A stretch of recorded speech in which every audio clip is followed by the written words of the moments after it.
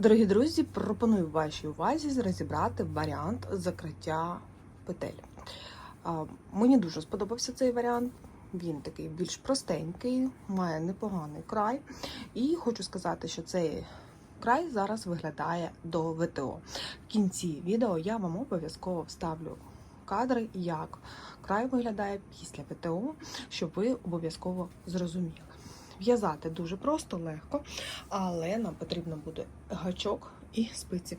Я взяла гачок на піврозміру менший, аніж мої спиці, тому давайте починати. І так, починати будемо, у мене йде перша петля завжди виворітня, але я її пров'язала, потім я її пров'яжу. Першу петлю я пров'язую гачком. Ось так прибираю спицю, щоб мені не заважало. Першу петлю я пров'язала гачком. І точнісінько так само я пров'яжу зараз і другу петлю.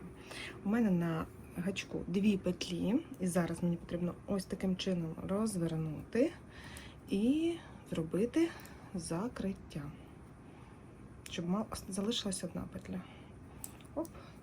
Далі знову пров'язали, знову зробили розвертання на 360 градусів і пров'язали. Знову ще раз.